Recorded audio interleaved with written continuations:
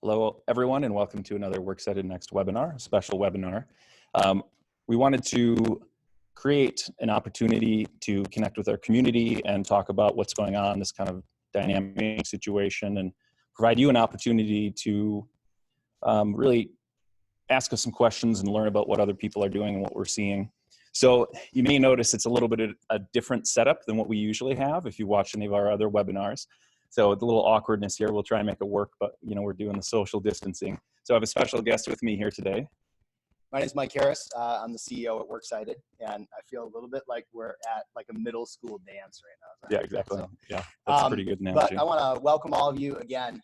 We pulled this together in fairly short order because we felt like we were seeing what we've seen on our team is a dramatic increase in inbound requests. We've seen our inbound request load balloon 60 to 70% over the last 48 hours, with huge amounts of requests coming in around remote work, security, business continuity, voice and video collab, and things like that.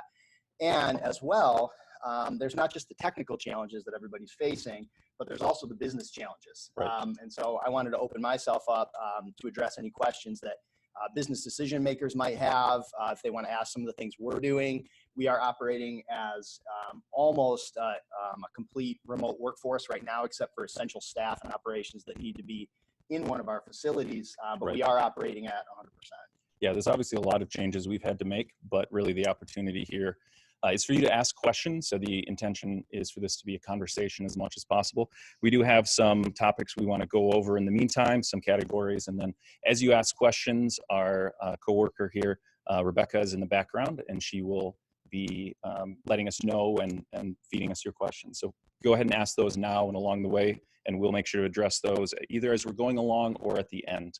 So really kind of the first area we want to talk about is what is the problem that a lot of businesses are facing, what a lot of organizations are facing, and that it's really a general topic because in many ways it's everything, right? And it really depends organization to organization.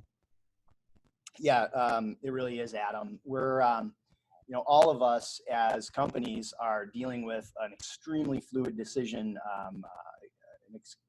extremely fluid situation where we're having to make rapid, pretty dramatic business decisions. Right. That decision makers would often have significant amounts of time to decide what they wanted to do. We're having to adapt in real time and enact not just new technologies that we're having to put in place to enable our workforce, but corporate policies, HR decisions, security concerns.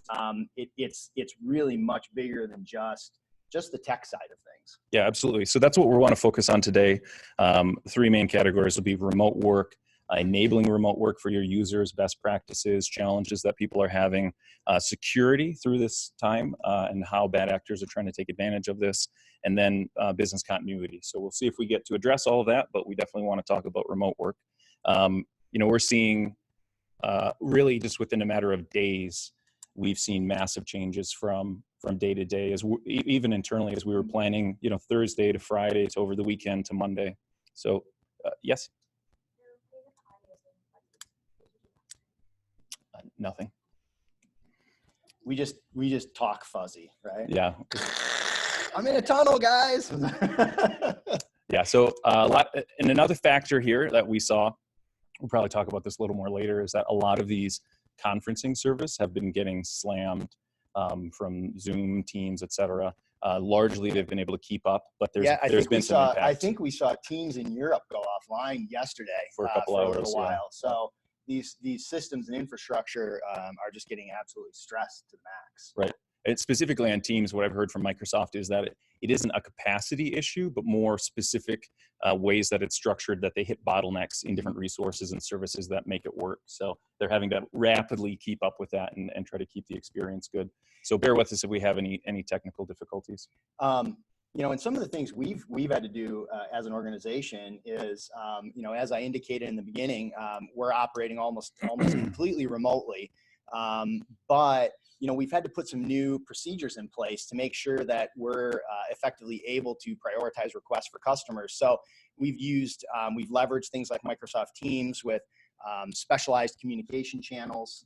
We've grouped, As far as our employees, we've created rapid response teams, Mm-hmm. and we're really trying to make sure that we're removing red tape, and we're making sure that internally our approval processes are being adjusted so that when customer requests are coming in that are extremely time sensitive, we're able to, make sure that our employees are able to make the decisions necessary to move really, really quickly. And this is something that all companies are facing right now in many different ways. Yeah, uncertainty is our enemy in many Mm-hmm. cases. And I think speaking on the topic of what we've done, one thing I think that was successful was trying to divide communication up so that we were having specific channels and teams. We have an org-wide team, and we created a specific channel for serious COVID-19 communication, Mm-hmm. right? So there's other channels and opportunities for people to talk more casually and meme and joke around, but we wanted to make sure one channel was clean on a resource for people to go to and see that serious content. Absolutely. Let's talk a little bit about the types of requests that we're seeing actually come in from a remote work perspective. What are we seeing clients ask for? Because many clients are equipped in some way, shape, or form already for remote work. The issue is the load that's being placed on it. They weren't necessarily ready to have, hey, I need my whole staff or a huge portion of my staff to start working remotely, Right. and all the other things that come along with that. So can you speak a little bit to some of the technology related requests that we're seeing come in around remote work?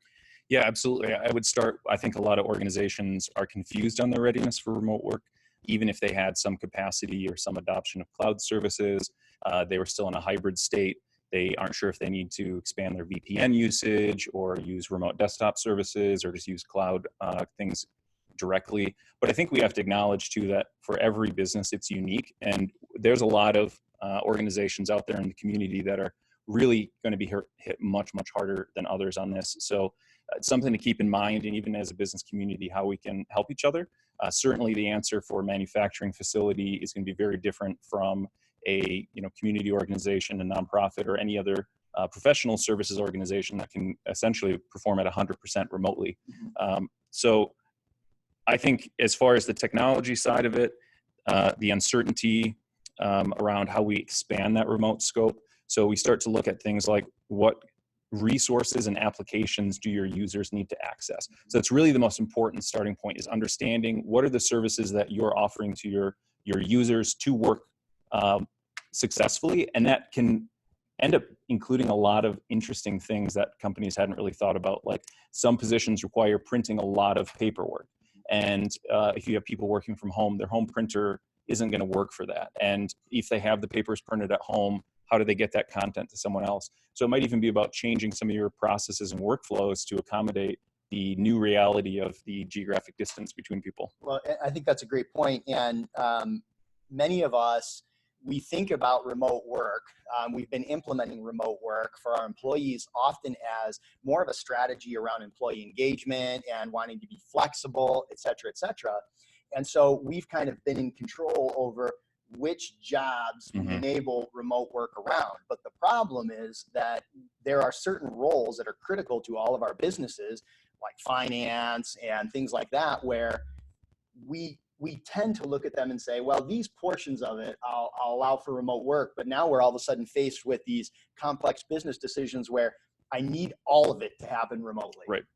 To your point. Right. How do I print checks and get them out the door if I'm remote? How do I deposit checks if I'm remote? Right. All of these kind of more complex issues that, we thought that we had the option to kind of choose who it is we wanted to work remotely, but now the universe is kind of making the decision for us, and we're having to figure it out on the fly. Right. Yeah, and that can mean a variety of challenges from a technology standpoint, and it's the old 80-20 rule, right? We enabled remote work, the easiest remote work, and even for us as an organization, there's certainly positions that by demand needed to be available for remote work, or we were strategic about being able to enable certain people to work remotely. But getting that last 20% is oftentimes the biggest challenge and may require some pretty significant changes. So going back to the topic of specific technology, there's some other pitfalls that we've seen. Internet connectivity speed is a big one. If your resources that your users need to access is back at your building, at your server environment, at wherever you're hosting those different services. That's something you have to take a close look at. If you don't have to have people connect back to the building, try to avoid it, right? If there's a different way that they can access those resources, but still in a secure, safe way, that may be a better way to handle it. So internet connectivity, and then we have firewalls. So with firewalls, some of those are being used for VPN clients, and they have capacity limitations, whether it's like hardware limitations on the number of people that can be active as a VPN client at one time, or performance limitations or licensing limitations. All of those things have to be considered. So we've seen organizations try to do rush firewall upgrade projects right now. And that's part of our rapid response is trying to enable organizations to get these things implemented, but we have limitations on availability in some cases on that gear. Sure. So that's a big challenge. And we're seeing, does everyone have a laptop, right? It's easy if you have a laptop, I can take that home, but what about desktops? We're seeing clients, again, some of these roles that we didn't design to be remote, all of a sudden we're being forced to have them operate remotely. And so We're getting requests from clients, can I just pick up my desktop and take it home and set it back up again? And that poses some unique challenges because your desktop might not have Wi-Fi. Do you have cabling in your house and infrastructure in place to be able to get these things up and running? And your desktops might not have necessary VPN clients and software in place because you don't normally use those devices remotely. Can you speak to that topic a little bit? Yeah, I think, that specific conundrum of do we let our people connect via home devices that they already have versus bringing their business devices with them to their home environment, both represent unique challenges. One on the security side that we'll talk more about, but if you have people connecting in to work resources from their home computers, there are ways that it's more secure than others, and you don't know what's going on with that home computer. Was some 12-year-old downloading Minecraft mods that end up having malware on them, and it's a compromised computer, and now you have them logging in with their work resource credentials and then opening up the business to security concerns. And then the other side of that is, well, even if you do say, okay, take your desktop with you, how many people's homes are set up where they have a place that they are going to set aside, and we'll kind of talk about the culture side of that they'll set aside to locate that and kind of work from home in a productive way, and integrate that with their home technology, and do they get a good experience, right? So now from a support standpoint, that's also a big challenge that we're seeing, because now somebody has to help them get that set up. Somebody has to potentially work with them through problems that may even mean them contacting their ISPs and trying to get speed limits increased. There's a lot of work that goes into that. It's never as easy as just grab your desktop, bring it home, and you're good to go. Some users it will be, but a lot of other ones it's going to be a lot bigger challenge for sure. Well, and I don't know if we have any HR folks on right now, but certainly, managers, there is a whole, okay, I get my staff working remotely. How am I managing and communicating and making sure that they're engaged? How am I making sure that they're getting what they need? How are we conducting things like one-on-ones? Do we have platforms in place from an HR perspective to be able to coach and manage people, because they need coaching, they need one-on-ones, they need communication now more than ever. Right. And here we are in a unique situation where we're really, kind of pushing the envelope of our most of our HR practices and platforms and systems and softwares. So do we have those in place? And if not, there's a lot of cloud platforms and things that could be put in place to facilitate some of those, to make sure that we're having the conversations, because again, we're all adapting by the day, and we don't know what the rules are going to look like tomorrow. We don't know when we're going to have our teams back together again. So it's really, really more important now than ever that we're communicating, and we're seeing a lot of companies that are behind the curve on having those tools in place to be able to facilitate things like that. Right. It's a big challenge. You're talking about official communication, but also how do you provide the water cooler communication? Yeah. How do you provide a sense of community for your people? Yeah. So we're seeing things on the technology side of it where they're doing things like having a stand-up, a team stand-up every single day, maybe a start of the day, end of the day stand-up. So people are checking in with each other, making sure that you have tools like Microsoft Teams or Hangouts or things like that, where you can have kind of persistent and chat in ways that people can feel connected. But that's going to be a big challenge, and I think for every organization, they're going to have to figure out a different way to handle that for sure. Yeah, and I can there speak a little bit to what we're doing as an organization. So at the leadership level, our executive team has a 15-minute huddle every single morning online right now.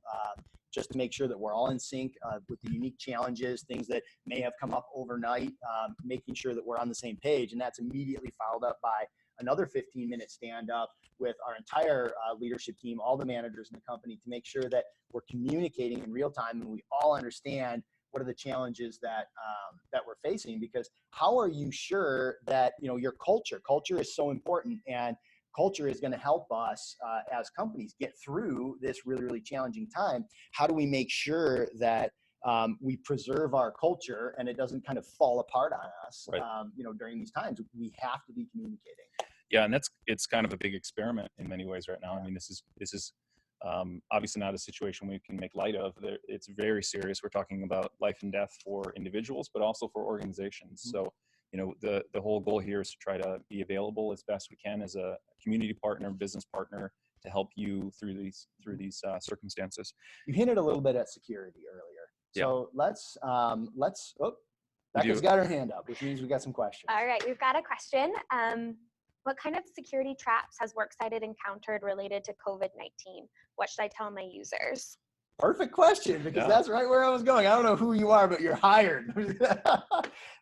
Let's talk about security now a little bit, right? Because our security team is seeing an uptick. We expected this, and we are seeing it. They wanted us to make sure that during this webinar, we called out any communication you're seeing in email around COVID-19.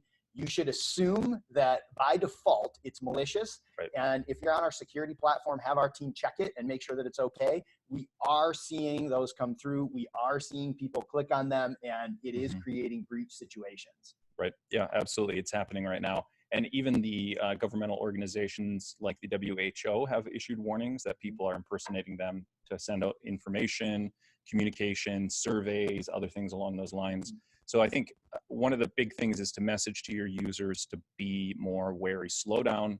Don't click on anything unless they can verify first that it's legit, which is more difficult in a remote work environment as well. Because in many cases, when people are not face-to-face, they may forego some of those checks that they otherwise would use. So make sure that they're following policy, they're checking things. You know, the biggest breach concerns that we see are credential release, where somebody's clicking on something and then putting in their credential information and they shouldn't be, or that they download some sort of malware, some sort of attachment to their computer that causes your environment to be compromised.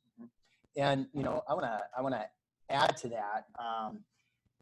When we're in a scenario where our entire team is trying to function remotely, some of the protocols we're putting in place at the executive level, the things we would do, hey, you know, don't send that wire unless you talk to me, et cetera, they become much more difficult.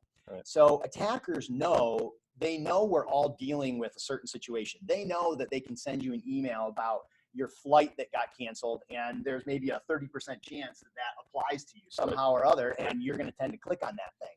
So I would definitely caution, especially people in finance and HR and things like that, put some special precautions in place. We have done that. We have special precautions in place between myself and our finance director and things like that, to make sure that in scenarios where we are remote, I can't put my head in his office and make sure he sees my face. We have special controls in place that only he and I know, so he can verify my identity. We don't put it in an email. We never put it in electronic communication. Nobody knows how we do that, but we have our systems. And those are the things that you have to put in place. Basic procedures. If you're in Microsoft Teams, you have video, use it. It doesn't just have to be chat. Right. Make sure that you're taking every measure you can to verify the identity of the person you're talking to. Well, one quick thing I wanted to add on to that you talked about is verification. And this ties into security for things like IT support requests as well. You know, we're already seeing more organizations try to utilize some sort of validation process when somebody calls in for a password reset or any other service like, hey, I need help getting set up from home. Okay, well, how do we make sure and work with you to make sure that we know who we're working with, and how do you validate your people throughout these remote processes? So it sounds like we have another question. We have a couple questions coming in about Microsoft Teams. How do I get started with Microsoft Teams if I haven't used it before? Yep. Can Microsoft Teams do conference calls? And do we have any training materials on Teams so that they can get up to speed quickly? Yeah, so the first thing I would say is that if you're a Worksighted customer, reach out to your account manager and we can start that conversation. Yes, you can use Teams for conference calls. You can use it for video conference calls. Basically, it's the same as any other conference platform like GoToMeeting, Zoom, WebEx. You know, they all have slightly different features, but the core feature set is there. There is an add-on to Microsoft Teams. It can be a little confusing sometimes, but I have that on my account. And what that means is when I send out a Teams invite to other people, regardless of if they're part of Worksighted or not, there's a phone number and a conference dial-in number. So users can both call in via the Teams app on their phone or on their computer, or they can call using a phone. Obviously, just like with those other platforms, if you want video and screen sharing and those other features, then you have to join via the app, whether it's on phone or web app or the PC or Mac application. As far as training content, there's a lot of great training content out there. The challenge is more finding the right training content, so we can help you with that. Microsoft has a great Teams adoption kit that has things like example emails to send out to your users, has links to training guides, training videos. So I think if we look at Teams adoption, there can be a very tailored kind of crisis communication strategy that you can put in place to get chat, get meetings, and to get your perhaps important communication channels in place. And I can speak on the training piece. Worksighted has folks on staff that can lead your organizations through Teams training. And so that's actually something that you're going to see communication coming out from us on that topic as well. But if you're a Worksighted customer or you're not currently a Worksighted customer, reach out to us. If you're a Worksighted customer, as Adam said, go to your account manager. If you're not, worksighted.com/remote work, I think. Remote-work is a great landing page that you can go to and ping us, and we can talk to you about getting started, but we can also talk to you about what we can do from a training perspective, because you really need to make sure that the training is dialed into the processes that your business has in place. It's absolutely specific to your org. So. Well, and something we can work on too is we can add some of those links to specific Microsoft resources right to that page as well. Absolutely. There's a lot of good free resources, and we have some presentations, canned presentations and things that our team can share with you that are free, and we're happy to just give away. Yeah, absolutely. All right, more questions? Yep. Can you explain the difference between RDP versus VPN, and how hard is it to set up? Yeah, absolutely. So I'll go kind of RDP 101, VPN 101 here. When you think about your network as an organization, we're oftentimes talking about a physical network inside of one building. So we'll use that example because it's simple. You've got servers, you've got network equipment, you have a firewall that's at the edge of that physical network to the internet. When you're inside the building, you're either plugged in with a wire or you're connected via wireless, and that allows you to get to those work resources. So it might be file shares, it may be applications that are hosted within your server environment. There's reasons why you and your users need to connect into your network inside the building. What VPN does is there's a piece of software typically that runs on, let's say, a laptop. When I'm from home, I run that software, I log in with my username and password, and it uses encryption to create a virtual connection to that network. So from my laptop's perspective, it's like I'm in the building, but instead of connecting inside of the building, I'm connecting through the internet connection. So obviously that has a big impact potentially on bandwidth. Let's say that I want to download a file from a file share that's on my file server in the building and I'm at home, right? I may have a 50 meg internet connection. Let's say I have 100 megabit fiber at the office. So I am going to download that file, and if it's a small file, I may not even really notice the difference between it. If I double click and open that Excel document, for example, if it's a 20 meg, 50 meg, or larger file, it's going to take time for that to download, and I'll feel that. And if I'm that one user and I'm using that 100 meg connection, okay, maybe that's fine. But what if I have 50 people? Right. And now we're sharing that, and when other users are downloading files and accessing resources, it impacts bandwidth pretty significantly. So VPN is that virtual network connection between my computer and the network.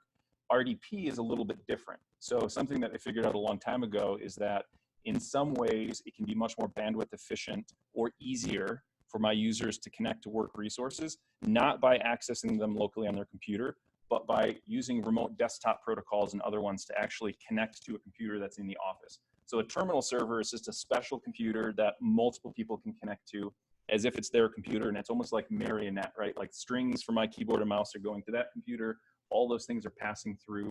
The program is running on the computer inside the building, and then it's just sending me the picture of what's happening on that computer. So in certain circumstances, it can be a lot more bandwidth efficient or just better performance. There are certain applications that don't like being run over VPN, and they run much, much better if they're on that remote desktop environment. Yeah. So quick challenges on that are licensing and performance capability. I've always thought of it that if I'm using a VPN, the computing is happening on the device I'm sitting at, and data is getting slogged back and forth. Right. If I'm using remote desktop, the computation is happening remotely wherever the data lives. I'm not slogging data back and forth, and I'm just getting updates, and I see the screen, and I know what's happening over there. There are pluses and minuses to both, and some things work in remote desktop, and some things will not, and you need to operate in VPN. So.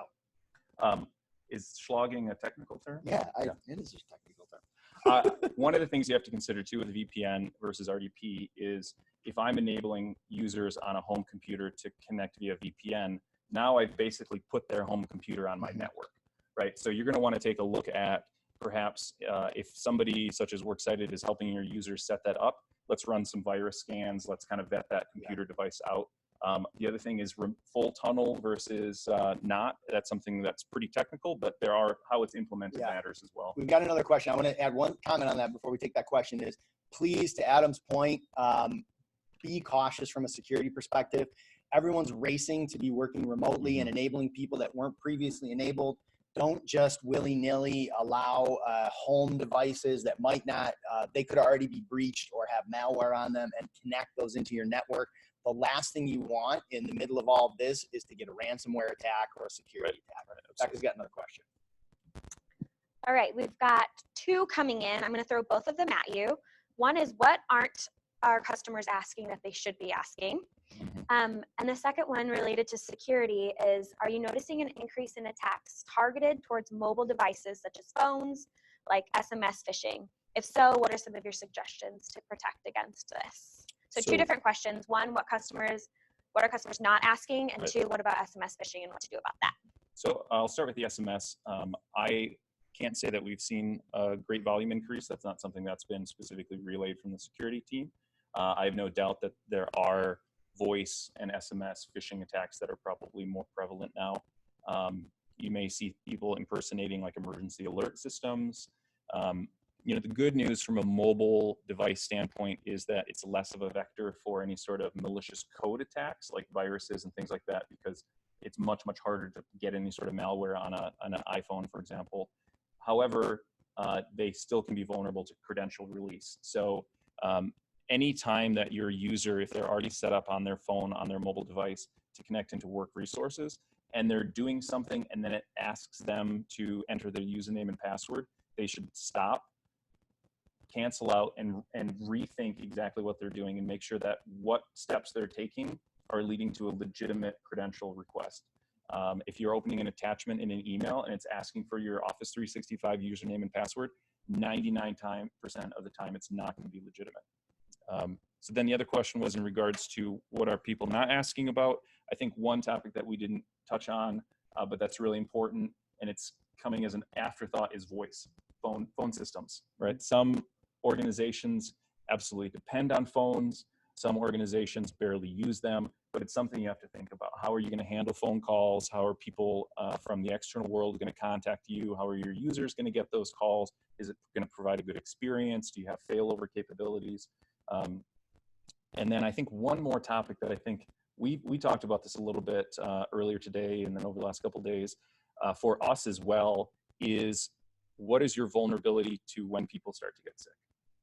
Do you have redundancy in your people positions? Yeah, that's a great one. I made a couple notes. I think that was an excellent question, whoever asked it, as far as what are people not asking. Yes, we're preparing for what's happening now, but if folks start to get sick, and it will happen, what's our succession planning? There are roles where you might be really, really vulnerable and you haven't thought about it. Start thinking about it now, because we're seeing a lot of things happen that we never thought would happen, and they're happening really, really rapidly. What if movements are restricted? What if, these things are real and can happen. Another thing that I made a note that customers aren't asking about is canned policies on things. We're not getting a lot of questions around canned policies. You think about all the time you put into having policies in your office for things, and all of a sudden we've like thrown it away and everyone's remote and it's kind of laissez-faire. There are policies and things that can be put in place. Some of them they can at least get you started, because you could be operating like this for a while. This might not just be tomorrow that it ends. So yeah, absolutely. All right, another question. Yes. What resources do you recommend that staff utilize to ensure that their home network is secure? Boy, that's a good question. I think one of the challenges is what devices are on it. The answer is really different if we're talking about using their home computer versus bringing a work computer in. We don't see a lot of cases where somebody, let's say, brings a work desktop into their home network, plugs it in, and then there's a huge security risk, right? It's theoretically possible, but it's not a very likely scenario. So if they bring their work desktop and plug it into the network, it's not going to like instantly get hacked. But if you start using it for both. A good point around Windows 7 and Windows 10. So for those folks that did not address Windows 7 to Windows 10, and those systems aren't getting patched anymore and things like that, I would just word of caution, if people are unplugging things and bringing it home, you do need to be careful in some of those scenarios.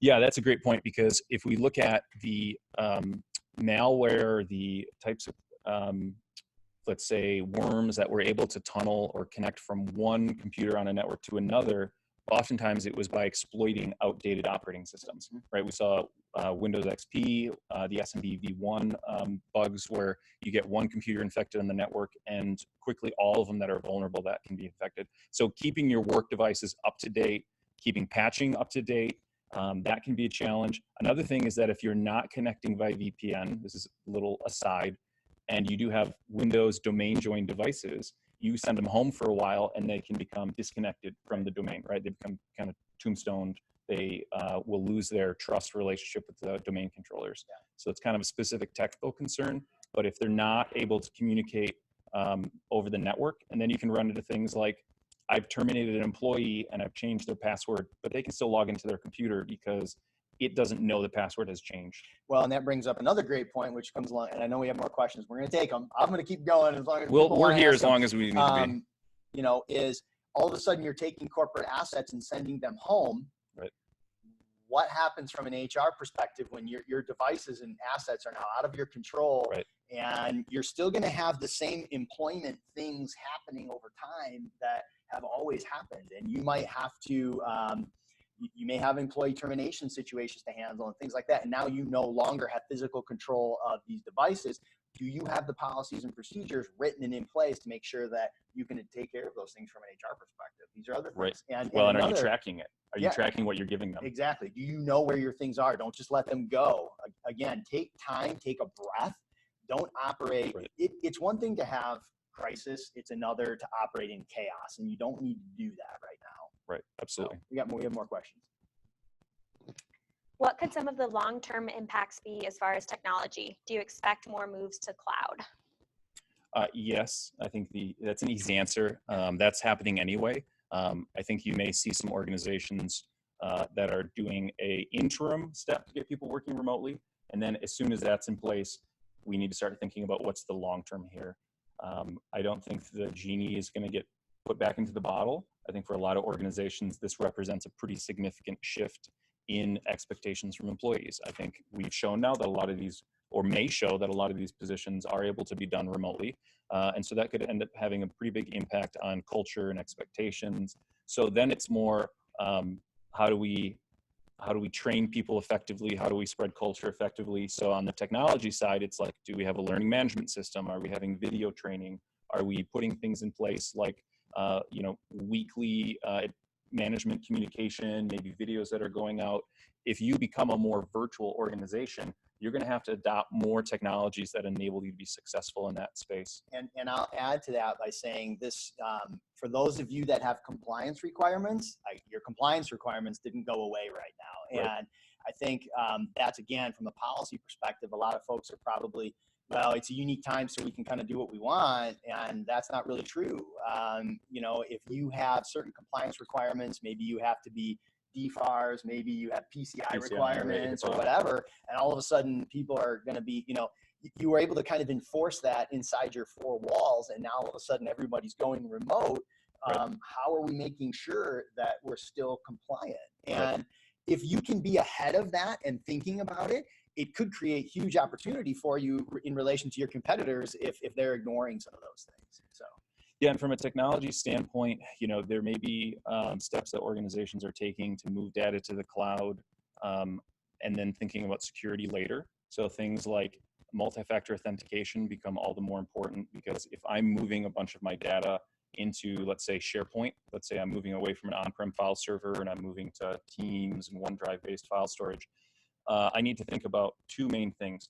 One, my business identity for all my users. How do I protect that? And multi-factor is still the most effective way to prevent an unauthorized user to exploit your user's credentials.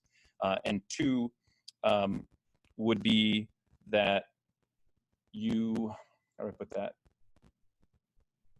You potentially have backup concerns, DR concerns, right? So you may have server backups and things in place right now that give you the requirements you have in terms of retention and frequency of backup. And there's certainly options within a lot of these cloud platforms, but they're much more limited typically than what organizations are used to. So you may need to quickly evaluate adding a third-party backup service to enable you to continue to have that consistency of those needs. Yeah, and back up your cloud. A lot of folks want to skip backing up the cloud. They don't want to back up their 365 and things like that for one reason or another. I would encourage you that you should be doing that and not skipping on that step, because there's limitations to the you know, what Microsoft, the backups there are more from a disaster recovery and continuity perspective. It's not, hey, I deleted stuff and I got to get it back from, you know, 90 days ago. Ain't gonna happen unless you got the right things in place. So just think about those things. Right. And on that point, I just wanted to touch on, because we do want to talk about business continuity, going back to what are some risks of having people connecting via their home environment. I do think, as a general rule, especially when we see VPN connectivity spreading, your organization is going to be at increased risk of getting malware, where ransomware specifically, where your business data, your file server gets encrypted, and you need to make sure that not only do you have the capacity to recover quickly and with as fresh of data as possible, which means really frequent backups, but also they need to be protected as well. So there's a term of like air gapped or platform gapped. If your Windows environment, your Windows Server environment becomes compromised, how do you make sure that your backups also don't get compromised? This has been a continuing trend we've seen, where these ransomware packages get more sophisticated. People will kind of wait a little while and scope everything out and figure out if they can delete the backups, because they know if they can delete your backups, if they can encrypt your backups and corrupt those, then they're much more likely to get a payout from you. Right. So more questions. Is multi-factor authentication integrated into Teams SharePoint ? Yeah, so there's a lot of different platforms out there you can use for multi-factor depending on your situation. The short answer is yes. You want to make sure that before users are accessing those resources, you have an authentication layer in front of that includes multi-factor. So a service that we use frequently is Duo. Microsoft has multi-factor authentication in the platform as well. Depending on your situation, it may work well for you. More questions, Becca, right now? So on the topic of business continuity, I think that obviously that's a big topic when we start talking about supply chain. We start talking about what are ways that we can have, we already mentioned the employee redundancy. You know, what are some other things that you think businesses should be thinking about? Boy, I kind of hinted at it earlier. You know, if we do get restricted as far as our ability to move about and things like that, it's going to create some unique hardships, especially if your employees will start to get sick. Like, you haven't started to face that yet. But I would encourage you, we're talking about it as a business. What are we going to do? How are we handling succession in key roles and things like that? you can't assume nothing is business as usual right now. We've been, we kind of hear that phrase like, companies saying like, well, it's business as usual. If it's business as usual and you're not thinking about these things, then you need to start thinking about them, because nothing right now is really business as usual. We saw that even over the last week, where we had organizations last week, Tuesday, Wednesday, saying, hey, maybe we need to start thinking about some people being remote work. And then by the end of the week, by Monday, it was like, we need to be able to go 100% remote. Right. It was changing so quickly. It's funny. I was commenting with our executive team the other day that, we do quarterly planning, and every year we do an annual planning. And one of the exercises we go through is a full SWOT. And one of the things we always talk about from a threats perspective are those external threats that we can't control. We often talk about, what happens with if we have a downturn in the economy, et cetera, et cetera. And here we are, right? In one of these unlikely events that, you talk about it in a planning session, you kind of laugh about it, you think about it a little bit, but here we are.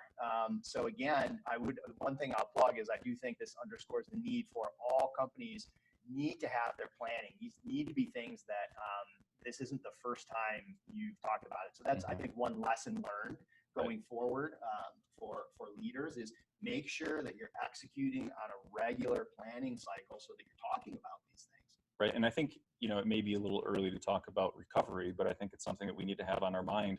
How are we going to return back to business as usual at some point? And how do we make sure that we have continuity with our business partners and others as well? How do we get back to that state where everybody's healthy? Obviously, there's a lot of uncertainty around that, but thinking about your business partners, thinking about ways that some may be more vulnerable than others, and how can we support each other, I think is going to be important. Yeah, again, there will never be business as usual. We talk about going back to the way it used to be. I think this is, this is a little 9/11-ish in terms of the fact that when things they will get back to some, quote unquote normal operations, but is going to change everybody's mindset forever. And so I would encourage business decision makers to be thinking about that going forward, because your customers are going to ask these questions, right? They're going to want to know, and this is a way that ultimately, if you're thinking about it, you become stronger in the long run, because it becomes somewhat of an opportunity in terms of the fact that it causes us to think about these things that if our competitors aren't talking about them, it gives you an advantage. So, for sure. Becca, we got some questions. Just a quick one. Can you explain what SWOT is? Yeah, sure. SWOT is a planning exercise. It's called Strengths, Weaknesses, Opportunities, and Threats. And Google it. You'll find all kinds of information around it. It's not the SWAT team, but it's a planning process. And so essentially, you lay out 4 quadrants. And when you talk about strengths, you brainstorm as a team the things that are strengths within your organization. When you talk about weaknesses, you talk about internal things to your organization that are weaknesses that you need to improve on. Opportunities are things that are somewhat external, right? They're things that you maybe could be capitalizing, new things to be thinking about, etc. And threats are also external things, right? External factors, new people entering marketplaces, things that could happen that should include things like, economic situations, pandemics, things like that they're threats. And if they happen, is your organization going to be prepared? And are you thinking about them? So it's something anyone can do. You can find a ton of resources on it. And feel free to ping me. We do. I'm always happy to share the things that we're doing. We're very open about kind of behind the curtain at Worksighted. What do we do from a planning and leadership perspective? How are we making decisions? I'm happy to talk about it. So. Related to that again, how has Worksighted past SWOTs analysis helped in this situation? Sure. I'll field that one. Huh? Yeah, absolutely. Well, I can tell you right now that it has helped us tremendously over the last few years, because every year when we do it again, we pull out the one we did the previous year and we look back at it and we refine it and we get better. And external threats like major economic downturns, situations like this are things that have come up and we've talked about. And, in one of the video pieces I put out that we've been pushing out content to our customers, make sure you know what we're doing. I was chatting about the fact that we were ready to go as far as remote work was concerned. We were prepared. to make the decision. We had policy changes ready to go. And when the governor made the announcement Thursday night that the schools were going to close, Friday, we were ready to push out policy updates to our team and say, here's where we're at with remote work. Everybody's capable of doing it. You're prepared to do it. Here's what our policy is going to look like now. We modified our policies to allow for childcare and things like that. So come Monday morning, our staff wasn't panicked. We didn't have to panic. What am I going to do? They knew by close of business on Friday, they had a safety net, they had a plan, and we're up and running at 100% and actually absorbing, large increases right now as far as demands from customers. Which took really some dynamic reallocation of some of our workforce, right? Recognizing who was where that increased load was coming in, and being able to shift people who are now being freed up, specifically like field work, for example.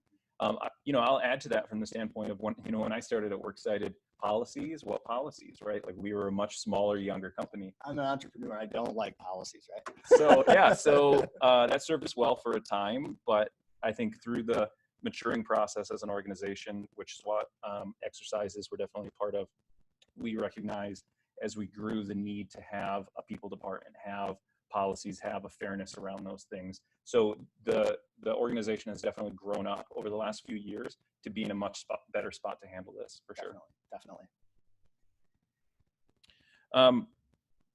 One other area, I think personally, I like to think about it from a community standpoint as well. We have the business community, but we also, in this modern day and age, oftentimes the work community is a thing that people may not have otherwise, right? You have workers who are displaced in terms of their family isn't from around here. They may not have other local community groups that they're a part of. So you kind of almost think about it from an expansion of scope of what you may want to do to help make sure your employees are safe, right? Food security, just making sure that people are supported. If you have an EAP, making sure that people know how to use that and understanding if it's overloaded or not. Like, a lot of those resources are potentially getting hammered. How can you provide kind of support within the organization for your people? Yeah, that's one area our people department has been talking over the last few days. How do we make sure that we're keeping our people together? A situation like this it really underscores where I think why you need a people department more so than when things are operating, wonderfully. To your point about EAP, these are the assistance programs that we've put in place over the years for our employees using external providers and things, and making sure that this is a stressful time for people. Right. They're worried. And what do we need to be doing to make sure that we're helping our employees as much as we can? We're making good, smart business decisions. As a business leader, if you are not talking to your people, if you are not talking to your customers, I think that you're making a mistake right now, because it's important that you're letting them know what you're doing. You don't have to have all the answers, but you have to be communicating so that people know internally and externally, I think, what you're doing. Right. But for the internal people, for your employees, it is a huge confidence builder for them to be communicated to and know that you're talking about the tough questions and you're doing the planning that's necessary. But back to the people department piece, that culture piece, making sure you're doing some things to keep your employees working as a team. Culture is super important. Don't just chuck it out the window right now. This is where you want to be able to fall back on your culture. Our number one core value at Worksighted is I am most comfortable dressed as a superhero. And people kind of laugh at that, but this is the moment. These are the moments when our staff, as everyone lives out that value. When the going gets tough, they really rise to the occasion, and it's been incredible to see what our staff has been doing during this really, really challenging time. Right. Yeah. So if we don't have any more questions, I think we're running out of time here. So thanks again, everyone, for joining. We will continue to try to be responsive to whatever your needs are. Understand that we're having to reprioritize some of these requests that are coming in based on need to enable people to work. So there's certainly an increase, as you mentioned, in demand. We're trying to make sure that we're being as agile as possible to respond to those. So we appreciate your patience and you being a part of the larger Worksighted community. Definitely. And again, I want to extend the same offer I did before. If there are other questions you have, if you want to know what we're doing about something, what platform are we using, it doesn't have to do it doesn't need to be about tech or something that you get from us as a partner. I'm perfectly happy to sit down with anybody who needs it in the business community and have a discussion around just the brainstorming and the complexities that go into leading through a really complicated time. So feel free to reach out. I'm absolutely happy to chat with anyone that needs it. Yeah, and we certainly had a lot of questions about Microsoft Teams. You're going to see more content from us focused on how you can use that with the more narrow topic of how it can apply to this type of a situation. So, Awesome. yeah, thanks again for joining us. Thanks, everyone. Really See you next appreciate time. it.